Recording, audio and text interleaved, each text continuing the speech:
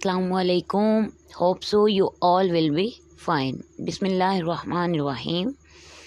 Today we will discuss about the importance of equilibrium constant. Basically, it is a very important long question as well as short question for the exam.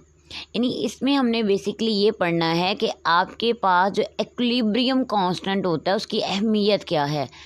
As you know, in the previous lecture, we have already discussed about the equilibrium constant, its units, its derivation, etc. all about. But in today's lecture, we will discuss about its importance. So, let's start.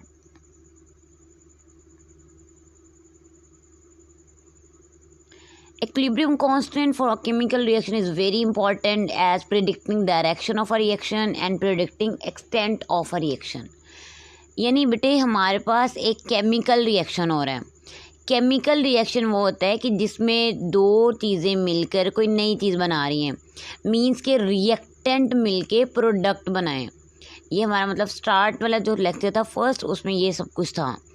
तो इसमें ये है कि आपके पास जब आपके पास reactant आपस में मिलते हैं, मींस दो या दो से ज़्यादा एटम्स आपस में मिलेंगे, तो उनके मिलने से बेटे जो कोई न्यू मॉलिक्यूल बने, न्यू कंपाउंड बने, न्यू सब्सटेंसेस बने, तो बेटे वो हमारे पास प्रोडक्ट होते हैं. तो रिएक्टेंट से मिलके जो है वो प्रोडक्ट जब बनाते हैं तो वो हमारे पास होता है केमिकल रिएक्शन. कहते हैं कि केमिकल रिएक्शन में एक्विलिब्रियम कांस्टेंट की अहमियत इस तरह से है. एक्विलिब्रियम कांस्टेंट बेटे आपने पीछे पढ़ा है लॉ ऑफ मैथ सेक्शन में भी कि प्रोडक्ट की रेशो ले ले रिएक्टेंट के साथ. यानी आप प्रोडक्ट ऊपर लिख दें, रिएक्टेंट नीचे लिख दें, then this is called as equilibrium constant in simple words. अब बच्चे इसकी अहमियत क्या है? तो अहमियत बेटे ये है कि अगर आपने किसी भी रिएक्शन की डायरेक्शन मालूम करनी है, डायरेक्शन मतलब कि ये लेफ़्ट टू राइट मूव कर रहा है कोई रिएक्शन, या राइट टू लेफ़्ट है, या आपके पास वो एक्विलिब्रियम में है. और दूसरे नंबर पे बेटे अपने एक्सटेंट मालूम करना है. एक्सटेंट हद को कहते हैं कि आया आपके पास जितने भी रिएक्टेंट थे वो प्रोडक्ट में तब्दील हो गए हैं या अभी नहीं हुए, यानी रिएक्शन कंप्लीट हो गया है या नहीं. तो फर्स्ट पॉइंट हम डिस्कस करते हैं prediction of direction of a reaction. कि हमारे पास एक केमिकल रिएक्शन है, उसकी हम लोगों ने डायरेक्शन को प्रिडिक्ट करना है, उसकी सिमत मालूम करनी है. कैसे करेंगे? कहते हैं direction of a reaction at a particular moment can be predicted by inserting concentrations of reactants and products that particular moment in the equilibrium expression and then comparing value of Kc with Qc. कहते हैं सबसे पहले आपने क्या काम करना है कि आपने जो इक्विलिब्रियम का एक्सप्रेशन होता है जिसे आप कहते हैं Kc is equal to product over reactant, कहते हैं इसके अंदर आपने इंसर्ट कर देनी है कंसंट्रेशंस. यानी जो जो वैल्यू आपको दी हुई है आपने वो तमाम वैल्यूज़ बेटे उसकी जगह पे लिख देनी है. जो प्रोडक्ट की हैं वो प्रोडक्ट की जगह पे, जो रिएक्टेंट की हैं वो रिएक्टेंट की जगह पे, और फिर इनको कंपेयर करना है. देखिए ज़रा,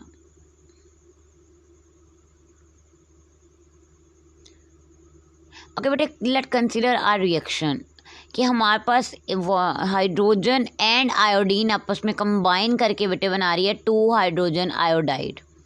अब बच्चे यहाँ पे जो एक्सपेरिमेंटल एक Kc की वैल्यू यानी जो मेरे साइंटिस्ट ने डिटर्मिन करके दे दी वो आपके पास है 57.0. अब बच्चे आपको हमने इसको खुद थ्योरेटिकली अगर निकालें, हम फार्मूला यूज़ करके खुद इसको निकालें, तो जैसे H2 की कंसनट्रेशन दी हुई है 0.10, I2 की दी हुई है 0.20 एंड HI की दी हुई है 0.40.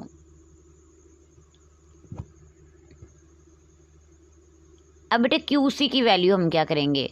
QC के मुताबिक हमारे पास क्या आ जाएगा, ऊपर प्रोडक्ट आ जाएंगे मतलब HI, और उसकी जो मोल हैं वो 2 थे ऊपर लिख दिए, फिर नीचे H2 और I2 आ गए. HI की वैल्यू 0.40 थी, H2 की वैल्यू 0.10 थी एंड आयोडीन की वैल्यू 0.20 थी, वो हमने लिख दी. तो बेटे QC का आंसर क्या है हमारे पास 8. अब बच्चे हमने क्या किया कि हमने पहले नंबर पे सबसे पहले कंसंट्रेशंस लिख ली, मीन्स वैल्यूज़ लिख ली QC के जो एक्सप्रेशन था उसमें।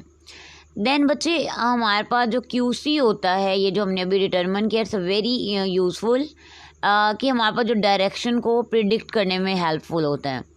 अब बच्चे आपने दूसरा काम करना था, कंपेयर करना है।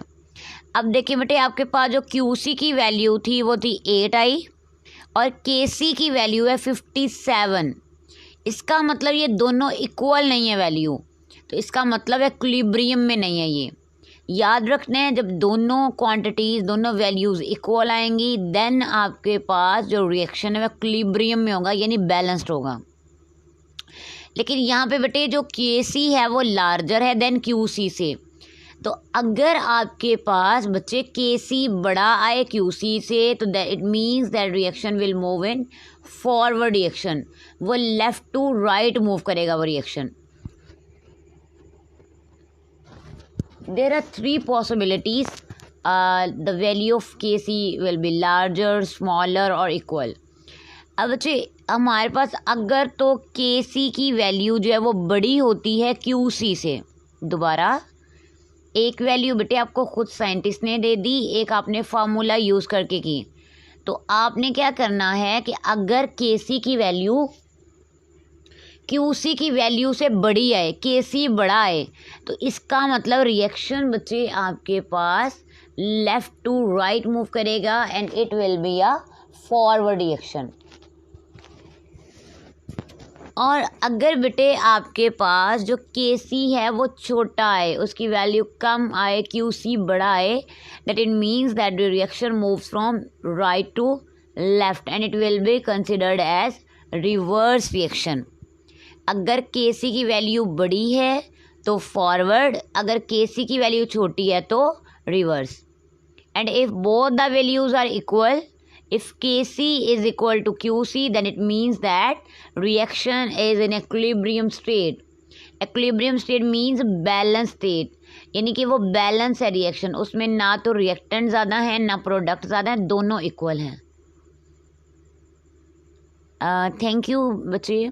आज का हमारा टॉपिक बहुत इम्पॉर्टेंट था कि हमने कैसे इक्विलिब्रियम कांस्टेंट को यूटिलाइज़ करके हम लोगों ने जो है वो डायरेक्शन मालूम की कि पहले आपने क्या करना है, जस्ट एक्सपेरिमेंटल के ज़रिए हमने एक वैल्यू निकाल ली, देन आपने क्या किया, उसे जो है वो वैल्यूज़ पुट की फार्मूला में, देन उसको कंपेयर किया। अगर KC बड़ा आएगा बच्चे, लार्जर आएगी वैल्यू, तो देन वो फॉरवर्ड होगा, अगर KC स्मॉल आएगा तो रिवर्स होगा। और अगर आपके पास KC is equal to QC हो तो इट मीन्स कि रिएक्शन बैलेंस्ड है। होप सो बेटे आपको समझ आया होगा। अब आपके पास एक क्वेश्चन है, if there is a reaction and KC value is 3.0 and QC value is 2.1, can you tell me the direction of a reaction, कि हमारे पास ये फॉरवर्ड होगा या रिवर्स। काइंडली इस क्वेश्चन का आंसर लाजमी कमेंट बॉक्स में मेंशन कीजिएगा, और इंशाल्लाह अपने नेक्स्ट लेक्चर में हम बात करेंगे एक्सटेंट ऑफ रिएक्शन की, कि हम इक्विलिब्रियम कांस्टेंट की मदद से एक्सटेंट कैसे मालूम कर सकते हैं, मीन्स हद कैसे जान सकते हैं कि रिएक्शन मुकम्मल हो गया या फिर नहीं। तब तक के लिए अल्लाह हाफिज़, अल्लाह निगहबान, दुआओं में याद रखिएगा।